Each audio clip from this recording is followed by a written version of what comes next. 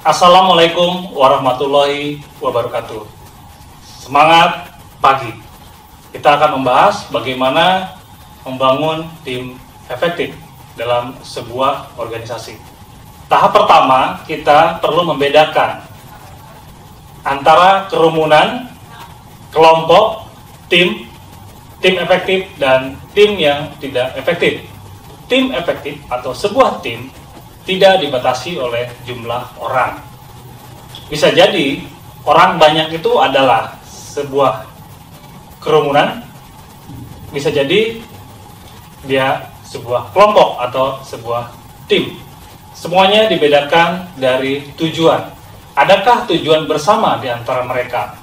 Adakah harapan yang sama? Adakah organisasi yang dibentuk di dalam kumpulan orang itu? Apakah ada pemimpinnya ataukah tidak? Apakah terstruktur ataukah tidak? Itu yang membedakan. Kemudian kita bisa lihat apakah ada partisipasi aktif. Di sini saya contohkan dalam bentuk sebuah permainan, dalam bentuk permainan yang sering kita lihat adalah sepak bola.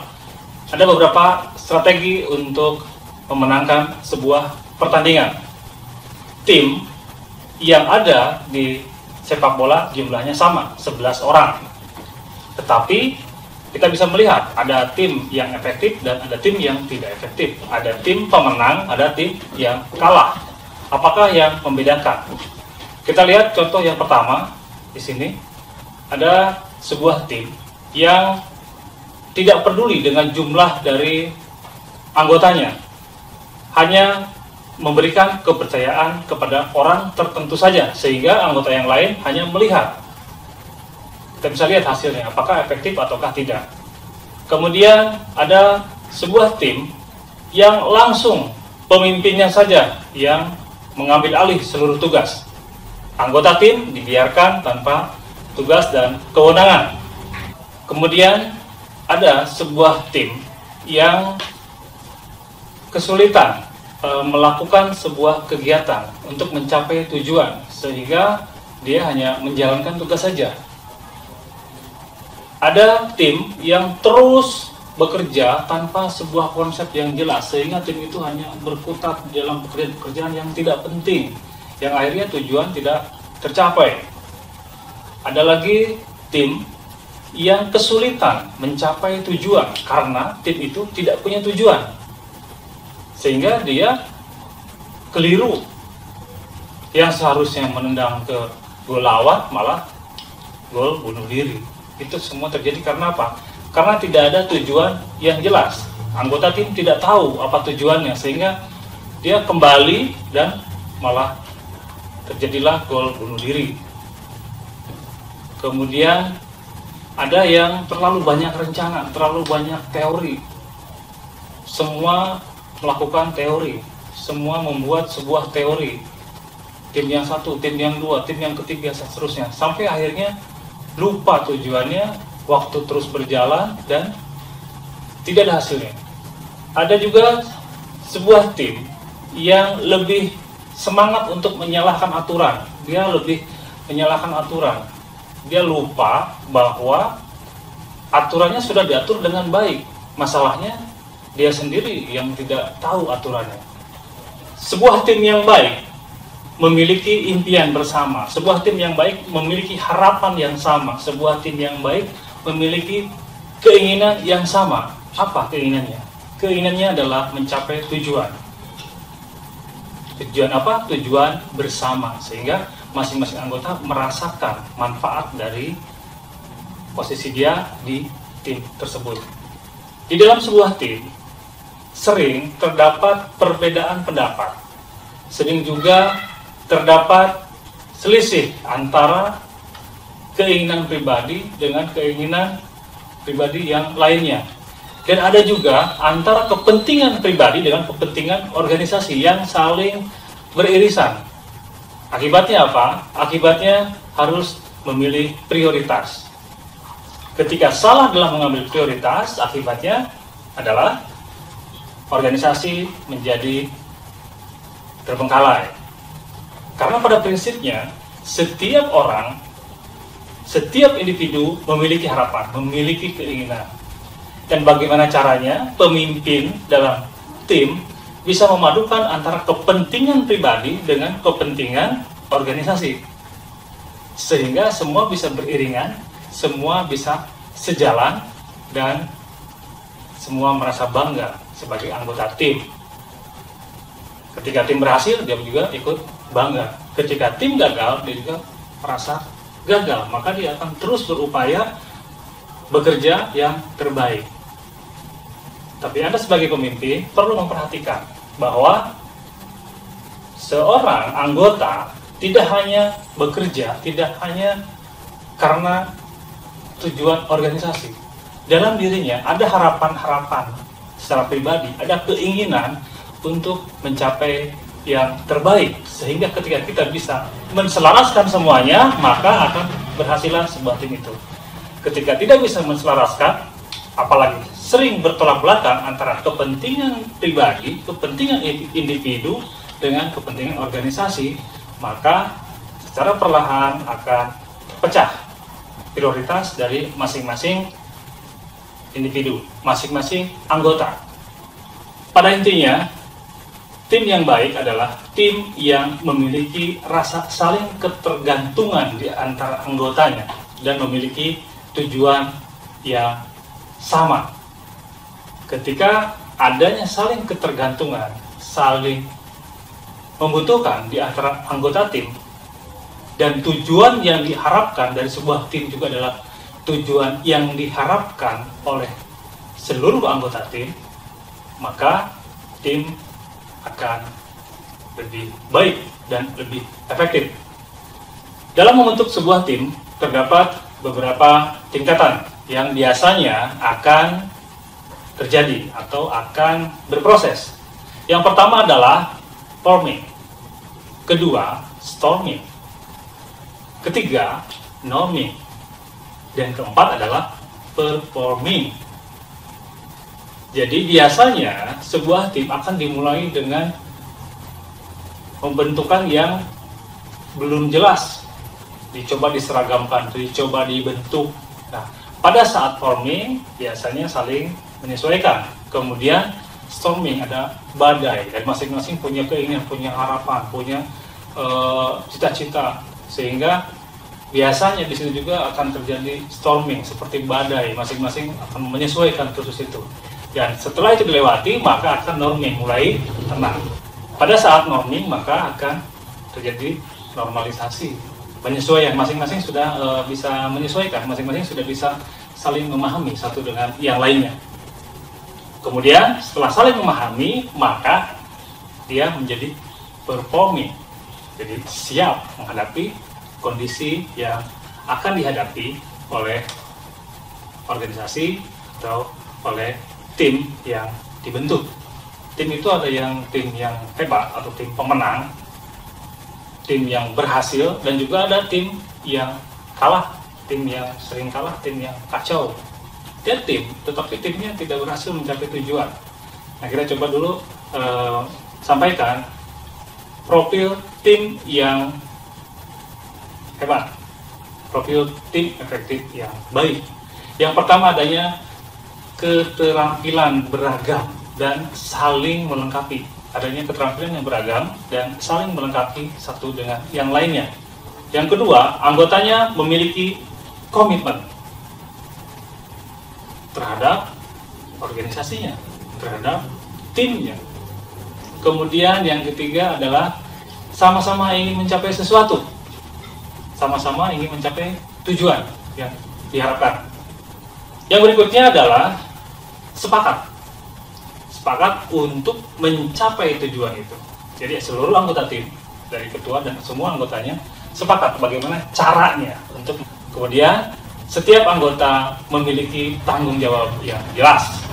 Tim efektif adalah tim yang low konflik, tidak banyak konflik, rendah konfliknya, dan semua ingin mencapai harapan yang lebih baik, tujuan yang lebih baik, dan anggotanya merasa senang dan menyenangkan yang anggota tim menjadi anggota tim itu. kemudian dia merasa bangga dengan timnya, terdiri dari kualitas individu yang baik, kemudian interaksi interpersonal yang baik, tata organisasi yang baik, dan yang terpenting adalah peran pemimpinnya. Bagaimana pemimpinnya bisa mengelola, bagaimana pemimpinnya bisa membuat tim itu menjadi menyenangkan, tim itu menjadi kekuatan yang hebat, karena adanya saling ketergantungan, saling membutuhkan, dan saling mendukung keberhasilan untuk mencapai tujuan bersama. Yang dimaksud dengan interaksi dan interpersonal adalah komunikasi yang terbuka. Jadi antara satu dengan yang lainnya ada komunikasi yang terbuka, ada saling menghargai perbedaan. Karena sebuah tim yang baik bukan berarti tim yang semuanya sama. Dalamnya banyak perbedaan-perbedaan, tetapi perbedaan itu menjadi sebuah kekayaan dalam anggota tim karena saling mendukung. Kemudian ada hubungan emosional, ada juga interpersonal efektif. Kemudian ada hubungan yang baik di antara anggotanya, ada keterikatan, kemudian ada rasa saling membantu, saling ingin mendukung supaya tim itu menjadi tim yang terbaik. Sehingga terjadilah sebuah sinergi. Sinergi adalah gabungan dari sebuah efektivitas interaksi dan sumber daya. The winning team biasanya memiliki saling kepercayaan, trust, antara satu dengan yang lainnya, antara pemimpin dengan anggota, dan antara anggota dengan anggota, antara anggota juga dengan pemimpin. Ada saling kepercayaan, kemudian ada sasaran yang jelas, ada proses pengambilan keputusan yang sehat dan produktif, sehingga masing-masing merasa didengar, merasa dianggap, merasa menjadi bagian dari anggota tim itu. Adanya pembagian tanggung jawab yang jelas dan porsinya sesuai dengan kemampuan masing-masing. Dan yang lebih penting lagi adalah terbuka untuk diuji. Sebuah tim yang baik adalah tim yang siap diuji. Sebuah tim yang siap diuji, dia akan siap dievaluasi. Sehingga ketika ada hal yang kurang tepat atau berakibat kurang efektifnya sebuah tim, maka dia akan terus memperbaiki diri. Ciri-ciri tim yang efektif adalah memiliki visi, misi, tujuan yang jelas. Kemudian ada iklim yang sejuk, ada hubungan yang santai, kemudian ada situasi yang menyenangkan dalam anggota. Kemudian tiap anggota terdorong untuk berperan aktif. Kemudian tiap anggota bersedia dan mampu menjadi pendengar, dan juga dia siap untuk berdiskusi. Kemudian semua anggota merasa nyaman di dalamnya. Keputusan yang diambil juga sesuai konsensus dan disepakati. Kemudian ada komunikasi, ada keterbukaan. Selanjutnya adalah kejelasan peran tiap anggota tim dalam tiap pelaksanaan tugas.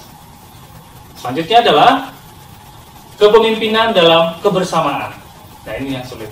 Bagaimana seorang pemimpin dalam sebuah tim, dia dalam memimpin itu adalah memimpin dalam kebersamaan. Jadi ada saatnya formal, ada saatnya juga informal. Kemudian tim mengadakan hubungan yang baik dengan anggota tim yang lain. Jadi tim ini juga tidak sendiri. Bagaimana dia juga bisa menjalin hubungan dengan yang lain. Dan tim terdiri dari beragam anggota yang mempunyai sifat dan karakteristik yang berbeda. Tetapi perbedaan itu bukan untuk saling berpecah atau saling berdebat atau terus menghabiskan waktu dalam berdebat, tetapi dia saling mendukung. Tim yang gagal biasanya dia didominasi oleh orang-orang tertentu saja, sehingga anggota tim yang lain merasa tidak menjadi bagian, atau juga sering juga tim yang kalah itu, tim yang kurang efektif, itu biasanya bermula dari ketidakpercayaan terhadap pimpinan, atau pimpinan tidak percaya terhadap anggota. Bisa juga ada penghargaan yang tidak seimbang. Yang seharusnya diberikan penghargaan tidak diberikan penghargaan, tetapi yang tidak berperan aktif atau tidak berkontribusi dengan baik dapat penghargaan. Ini biasanya mulai ada perpecahan di situ. Kemudian juga ada ketidakseimbangan informasi. Jadi informasi tidak diberikan secara utuh.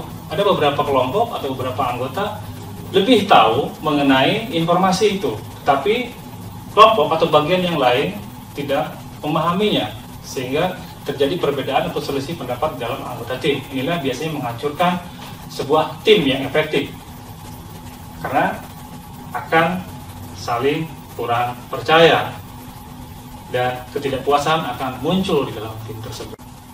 Tim yang baik perlu memiliki struktur strategi yang jelas, punya tujuan yang jelas, kemudian juga memiliki aturan yang jelas kepada seluruh anggotanya, memiliki juga komunikasi atau sistem komunikasi yang baik di antara anggota dan pimpinan, pimpinan dengan anggota, dan anggota dengan anggota, dan kemudian memiliki metode atau pengambilan keputusan yang baik.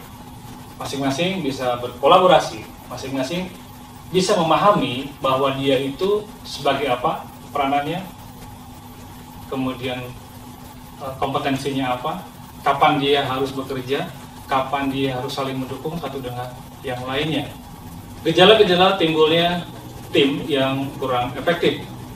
Misi tim tidak dapat dengan mudah dijelaskan. Pertemuan berjalan dengan formal, kaku, dan tegang. Partisipasi tinggi, tapi tidak ada hasil. Banyak bicara, tetapi tidak terjadi komunikasi yang efektif. Ketidaksesuaian pendapat berlanjut pada pembicaraan di luar pertemuan. Kemudian keputusan cenderung diambil oleh pimpinan dan keterlibatan anggota sangat sedikit di dalam pengambilan keputusan. Anggota tim tidak berani bicara terbuka karena kurang dapat mempercayai anggota tim yang lain. Tidak ada kejelasan peran dan tugas yang akan dikerjakan. Tidak terjadi kerjasama dengan tim lain yang ada kaitannya.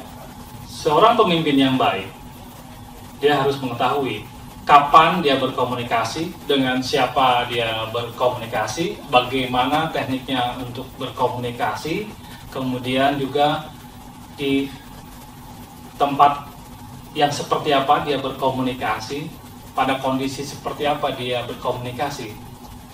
Seorang pemimpin yang baik perlu membangun persepsi yang sama terhadap tujuan dari organisasi yang dipimpinnya.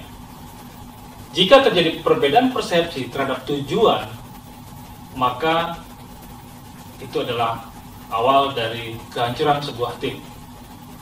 Tim akan jelas fungsinya. Tim akan berhasil ketika masing-masing bagian anggota tim memiliki pemahaman yang sama terhadap tujuan yang ingin dicapai. Di sini digambarkan ada seekor gajah.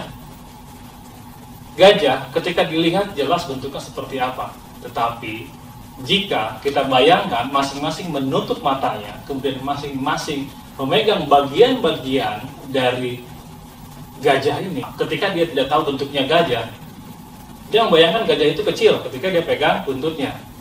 Dia membayangkan gajah itu besar ketika yang dia pegang kakinya, kokoh. Yang dia bayangkan gajah itu adalah tipis, panjang ketika dia pegang kupingnya. Yang dia pegang belalainya, wah lembut dia. Tetapi gajah bukan seperti itu. Maka perlu ada penjelasan, perlu ada saling pemahaman bahwa inilah gajah.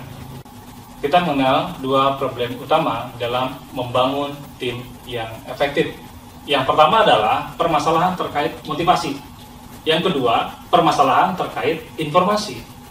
Tim efektif menghadapi permasalahan terjadi ketidakseimbangan kontribusi antara anggota yang satu dengan yang lainnya, antara anggota yang satu juga dengan stakeholder. Yang satu merasa diuntungkan, satu merasa dirugikan. Satu anggota merasa diuntungkan, satu anggota merasa dirugikan. Padahal sama-sama memiliki peran yang kuat di situ. Ini akan memulai munculnya perselisihan di dalam sebuah tim. Kemudian permasalahan terkait informasi. Terjadinya ketidakseimbangan informasi yang diperoleh antara anggota satu dengan anggota yang lainnya. Ini menjadi masalah ketika tidak diselesaikan dengan baik. Tim yang efektif memiliki kemampuan untuk melakukan strategi menyusun tujuan tim, strategi menyusun struktur tim, strategi mewujudkan tim yang kompeten, strategi meningkatkan komitmen tim, strategi membangun kerjasama yang kondusif, strategi meningkatkan standar keberhasilan, dan strategi meningkatkan dukungan dari pihak luar atau pihak yang terkait. Yang dimaksud dengan stakeholder adalah perorangan maupun kelompok yang tertarik, baik itu internal ataupun eksternal, yang berpengaruh atau terpengaruh oleh tujuan-tujuan dan tindakan-tindakan sebuah organisasi. Stakeholder merupakan individu atau sekelompok manusia, komunitas, atau masyarakat, baik secara keseluruhan maupun secara parsial, yang memiliki hubungan serta kepentingan terhadap organisasi. Individu, kelompok, maupun komunitas dan masyarakat dapat dikatakan sebagai stakeholder jika memiliki karakteristik, yaitu mempunyai kekuasaan, legitimasi, dan kepentingan terhadap organisasi. Stakeholder kita bagi menjadi 4 kuadran. Yang pertama adalah promoter, yang kedua adalah defender, ketiga apatetik, dan yang keempat adalah laten.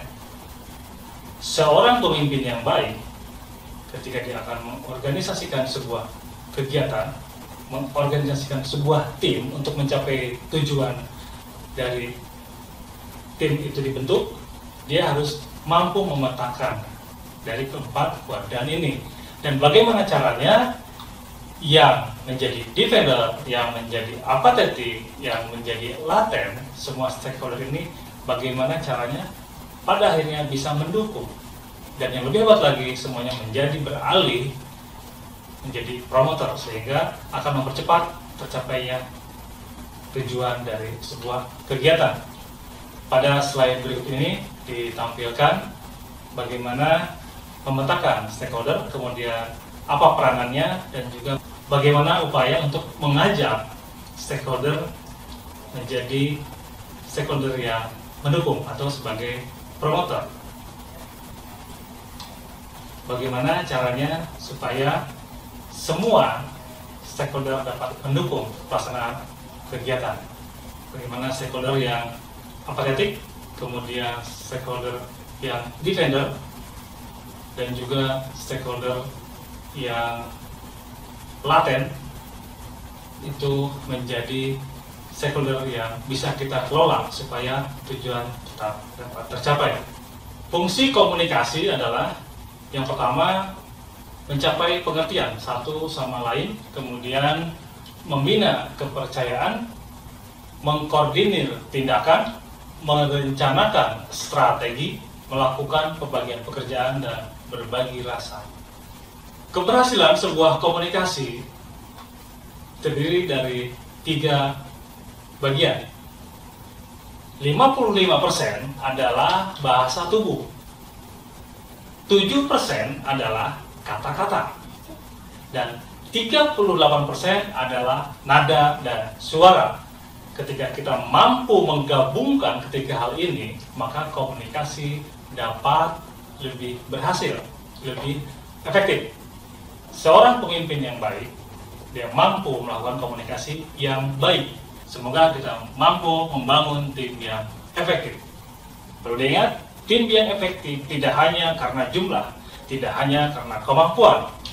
Tim yang efektif dibentuk, dibangun, bagaimana terjadi saling ketergantungan di antara anggota tim, memiliki tujuan yang jelas, memiliki pembagian tugas yang jelas, memiliki kemampuan individu yang jelas, dan yang terpenting terdapat adanya evaluasi yang dibangun secara periodik.